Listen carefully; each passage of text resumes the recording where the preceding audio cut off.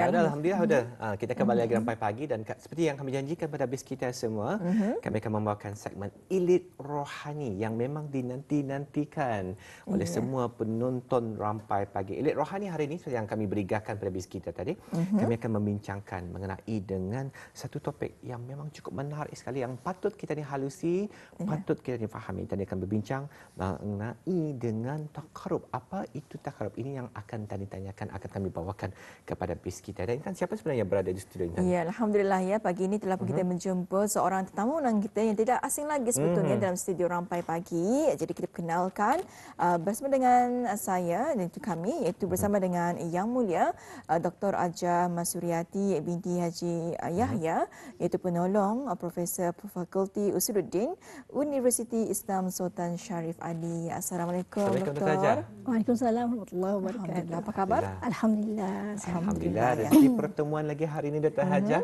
memang cukup teruja apabila bertugas di Rampai Pagi di hari Jumaat dapat berjumpa kita, sebab memang sudah diketahui sudah topik perbincangan yang kita ni sering bawakan pada Rampai Pagi, khususnya di segmen Elite Rohani ya. Memang sering sesuatu yang dapat membuka minda kita ni, dapat menambah ilmu pengetahuan kita ni bersama. Dan kami daripada Rampai Pagi seperti biasa mengucapkan ribuan terima kasih kepada Dr. Hajah kerana sama-sama sudi datang ke set Rampai Pagi dan sama-sama berkongsi ilmu dengan penonton hari ini. Alhamdulillah ya. Jadi Dr. Ajaya, kita ingin mengetahui bersama ni, mungkin boleh dijelaskan kepada penonton kita tentang takarub. Silakan. Okay, baik. Bismillahirrahmanirrahim. Innal hamdalillah nahmaduhu wa nasta'inuhu wa nastaghfiruhu wa na'udzu billahi min shururi anfusina wa min sayyiati a'malina. Man yahdihillahu fala mudilla lahu wa man yudlil fala hadiya lahu. Asyhadu an la ilaha illallah wahdahu la syarika lahu wa asyhadu anna Muhammadan abduhu wa rasuluhu, amma ba'd.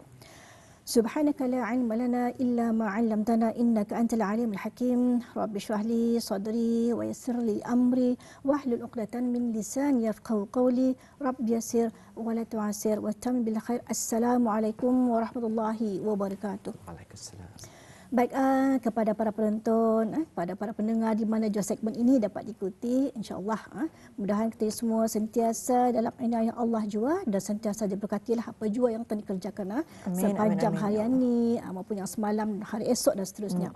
Baik, insya-Allah melalui segmen ini kita akan bercakap atau berbincang sedikit mengenai dengan satu tajuk, satu patah perkataan sahaja, iaitu takarrub. Takarrub. Okey, baik. Dari segi definisi, takarub ini merupakan satu perkataan daripada bahasa Arab. Asal ataupun kata dasarnya adalah kurbun, maksudnya dekat. Maksudnya dekat. Okey, dari segi istilahnya, bermaksud kita ni melakukan satu usaha ataupun upaya kita ni mendekatkan diri kepada Allah Subhanahu Wa Taala melalui amal ibadah, amal soleh, bertafakur dan juga bertadabbur. Daripada perkara tersebutlah kita ni akan boleh mendekatkan diri kita ni kepada Allah Subhanahu Wa Taala. Sebenarnya takarub tu kalau sebutan biasanya orang akan sebut mendekatkan diri kepada Allah Taala, namun saya cuma dalam segmen ni saya gunakan perkataan takarub, satu perkataan sahaja. Okey. Baik. Dalam kalangan ulama tasawuf, melihat perkataan takarub, mendekatkan diri itu maksudnya bukan lagi mendekatkan diri secara fizikal, tetapi lebih daripada itu. Artinya antara fizikal mendekatkan diri itu artinya dalaman pun harus sama seiring berjalan. Okey. Jadi ini merupakan sebenarnya kita ni menyahut sebenarnya sesuai dengan sebuah hadis qudsi di mana Allah Taala berfirman sebenarnya, dan disampaikan ataupun diriwayatkan oleh Imam Al-Bukhari, Rasulullah SAW bersabda yang kira-kiranya bermaksud dan tidaklah hambaku mendekatkan diri kepadaku dengan sesuatu yang lebih aku cintai daripada ia mengerjakan apa yang telah aku wajibkan kepadanya, dan tidaklah hambaku sentiasa mendekatkan diri kepadaku, yakni setelah melaksanakan apa yang wajib, dengan amal-amal sunnah sehingga aku mencintainya. Jadi jelas daripada hadis kudusi tersebut, artinya galakan untuk kita ni mendekatkan diri kepada Allah Subhanahu Wa Taala itu adalah ukurannya apabila kita ni melaksanakan amal ibadah, amal soleh, bertadabbur dan bertafakkur. Ya, jadi itu sudah sedikit ya penjelasan mengenai dengan takarub ini, iaitu mendekatkan diri kepada Allah SWT. Dan seterusnya ni ya Dr. Raja, kami ingin mengetahui bersama mengenai dengan jaminan takarub kepada Allah. Okey, jaminan takarub kepada Allah ni sebenarnya kita ni juga merujuk kepada satu hadis kudusi, okey, di mana Allah Ta'ala memberikan satu jaminan bagi hamba-hambanya yang mendekatkan diri kepada Allah Subhanahu Wa Ta'ala. Di mana dalam hadis kudusi tersebut Rasulullah SAW yang mana maksudnya, aku berada dalam sangkaan hambaku kepadaku, dan aku bersamanya bila ia berdoa kepadaku. Tidaklah hambaku mendekatkan kepadaku sejengkal, melainkan aku akan mendekat kepadanya sehasta. Okay? Tidaklah hambaku mendekatkan kepadaku sehasta, melainkan aku akan mendekat kepadanya sedepak. Tidaklah hambaku mendekat kepadaku dengan berjalan, melainkan aku akan mendekat kepadanya dengan berlari. Jadi daripada hadis kudusi tersebut dapatlah kita lihat bahawasanya dalam jangkaan kita ni mendekatkan ke diri kepada Allah Ta'ala tu, sebenarnya Allah Ta'ala tu lebih dekat dengan kita ni sebenarnya daripada apa yang kita ni jangkakan. Allah tu lebih dekat dengan kita ni sebenarnya. Okay? Jadi dalam dalam kita ni kan melaksanakan ataupun memanifestasikan apa yang kita jangkakan sebagai kedekatan itu adalah seperti yang disebutkan tadi, melalui amal ibadah yang kita ni lakukan tadi itu sebenarnya. Jadi kalau tadi lihat Dr. Hajah, takarub ialah mendekatkan diri kepada Allah SWT. Jadi kalau seperti yang Dr. Hajah juga kongsikan, di antara apa yang tadi boleh lakukan untuk mencapai takarub ialah melakukan amalan yang diwajibkan kepada kita ni. Jadi mungkin kalau Ustazah Dr. Hajah boleh terangkan di antara mungkin perkara-perkara yang boleh merosakkan barangkali merosakkan takarub seseorang atau kepada Allah SWT.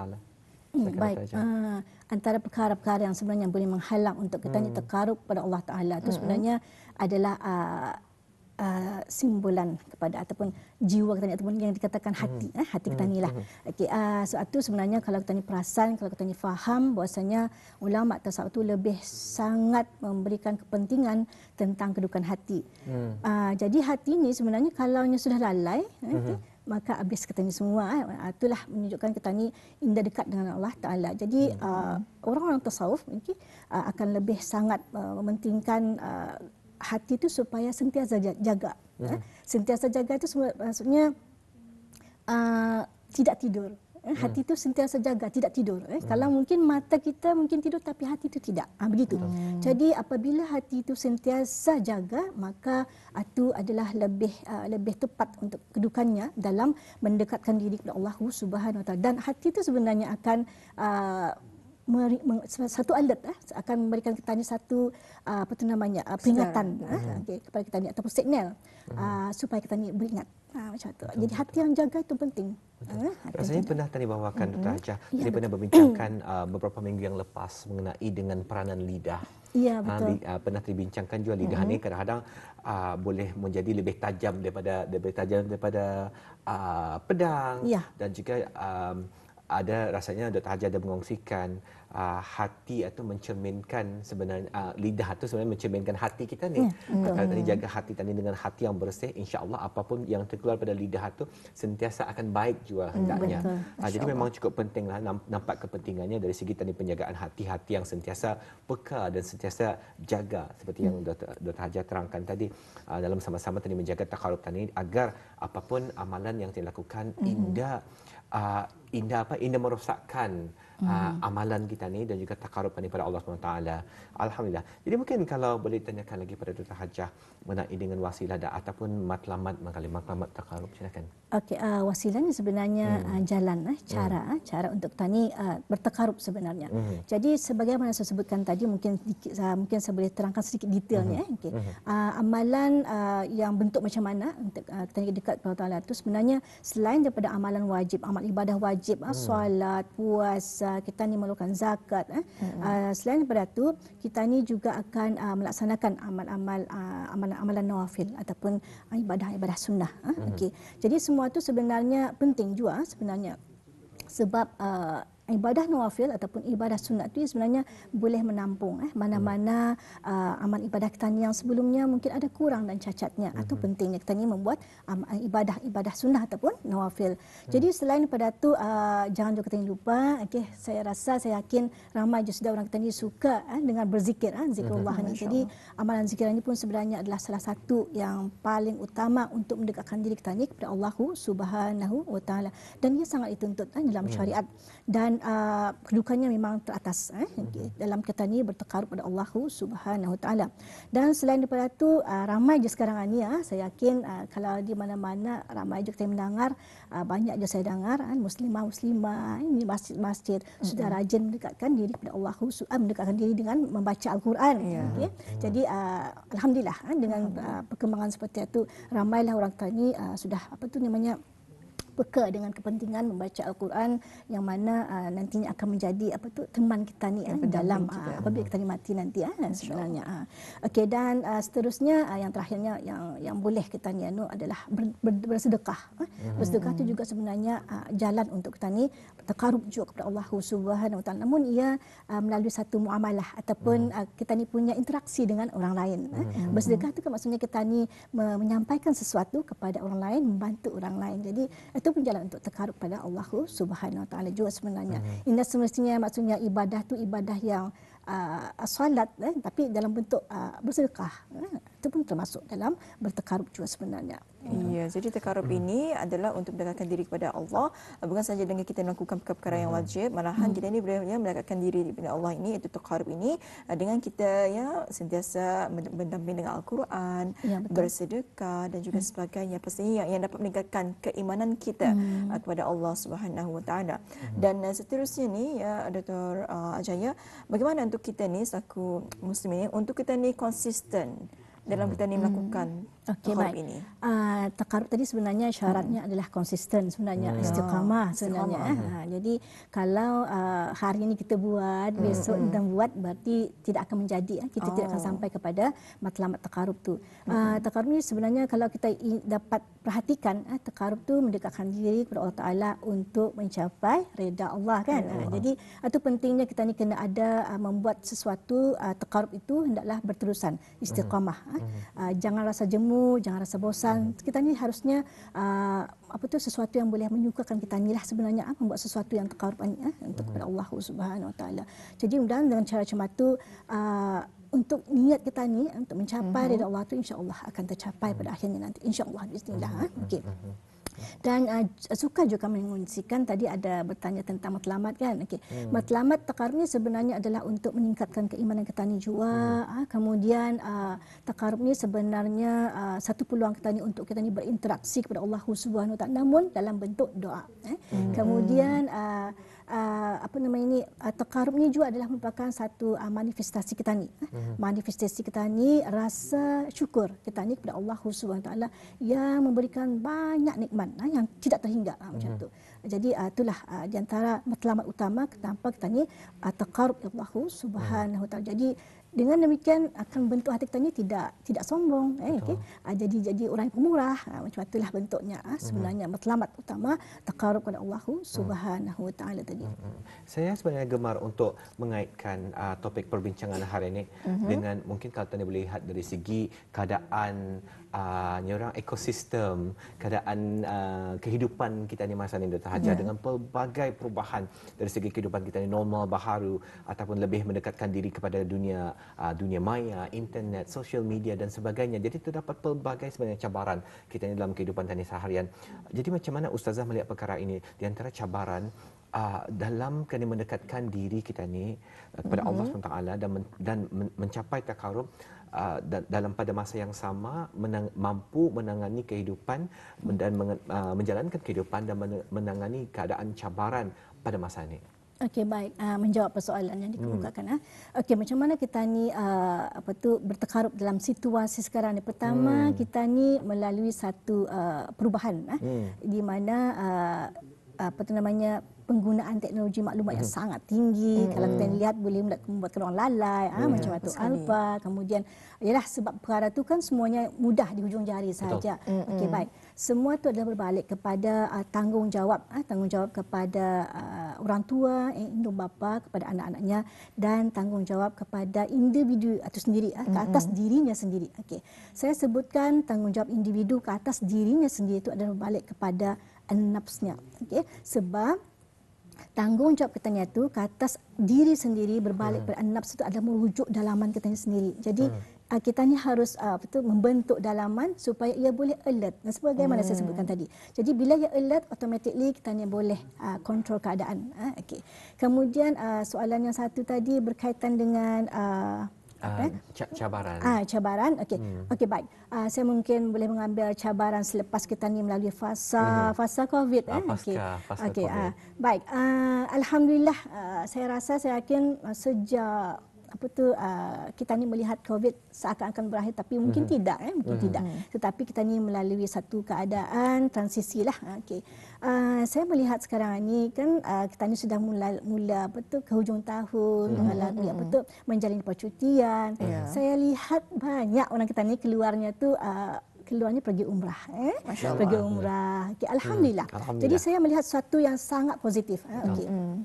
Artinya sepanjang 2 tahun, 2 tahun tempoh masa kita ni menjalani COVID, di mana kita ni duduk diam di rumah, tidak boleh ke mana-mana.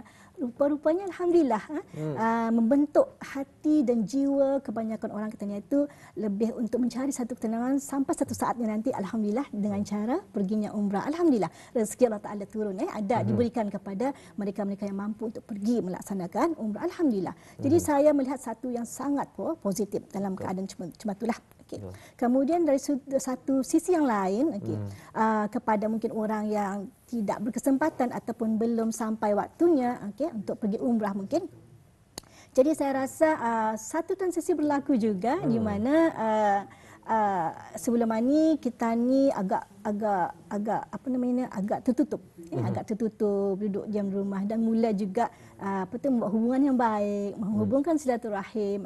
Jadi daripada sebelumnya lah. Jadi saya melihat dua perkara yang sangat bagus, sangat positif sekarang ini. Alhamdulillah. Alhamdulillah. Jadi sebenarnya terpulang dari segi pemikiran kita ni Dr. Hajah, macam mana tadi melihat sesuatu perkara, walaupun pada mulanya dunia menganggap COVID-19 ini sebagai satu bencana, tapi sebenarnya kalau tadi cuba ubah cara pemikiran kita ni, terdapat pelbagai rahmat dalam bencana COVID-19. Di antaranya seperti yang Dr. Hajah tadi, terpulang kepada tadi untuk menilai sesuatu tu. Apa kata kalau sering tadi lihat yang negatif saja, apa kata dia cuba ubah, lihat dari sudut positifnya. Banyak sebenarnya yang dapat tadi pelajari bersama. Alhamdulillah cukup padat sekali perkongsian hari ini Dr. Hajah. Rasanya kalau ada lebih banyak masa lagi ingin bertanyakan soalan kepada Hajah dan juga mendalami lagi isu ini, tapi di antara disebabkan keterbatasan waktu, mungkin soalan terakhir ini boleh diberikan kepada Dr. Hajah, berikan peluang untuk memberikan sedikit kesimpulan mengenai dengan topik perbincangan kita ni hari ini. Taqarrub, silakan. Okey, baik.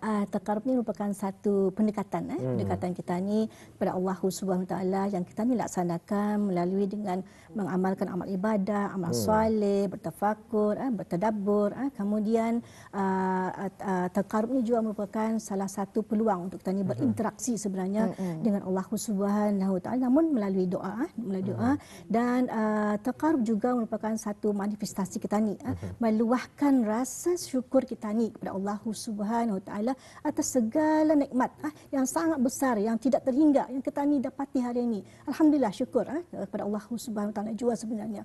Dan akhirnya dengan adanya taqarrub itu tadi, mudah-mudahan akan membentuk jiwa nurani kita ni, hati kita ni, dalaman kita ni akan lebih terfokus kepada Allah Subhanahu Taala, dan hati kita ni akan sentiasa berada dalam keadaan yang jaga, insya-Allah. Masya Allah, ya, itu kita diharapkan bersama, iaitu mengenai dengan takabur, takharub, iaitu mendekatkan diri kepada Allah. Bukan sahaja kita ini melakukan perkara-perkara yang wajib, malahan ada lagi perkara-perkara yang dapat kita lakukan seperti mendekatkan diri dengan Al-Quran, bersedekah, dan yang penting adalah untuk kita ini berzikir. Walaupun kita ini tidur, tapi hati kita ni masih lagi mengingati Allah, Betul.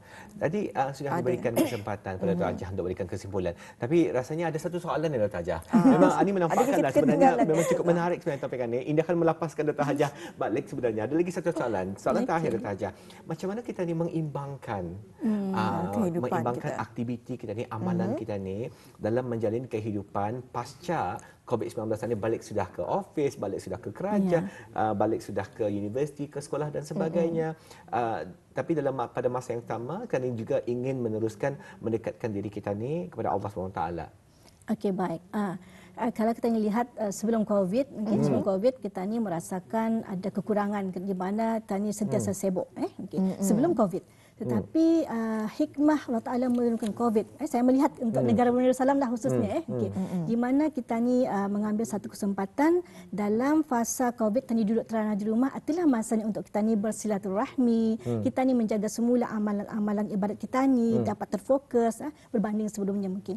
Jadi anak-anak kita ni pun dapat kita ni kawal, jaga, pelihara dengan baik. Mungkin sebelumnya mungkin agak kurang, lebih mungkin kepada pembantu rumah mungkin sebelumnya. Jadi apabila berlakunya COVID, kita ni duduk serumah, duduk bersama anak-anak, jadi fokus kita ni bersama anak-anak. So kuranglah dengan pembantu rumah. Jadi rasanya pendidikan itu lebih penting daripada orang tua itu sendiri, indung bapa itu sendiri, ayah ibu kepada anak itu sendiri untuk dekat kepadanya berbanding kepada orang lain. Jadi itu sebenarnya fasa yang maksudnya hikmah terbesar di sebalik COVID itu diberikan kepada tanilah sebenarnya.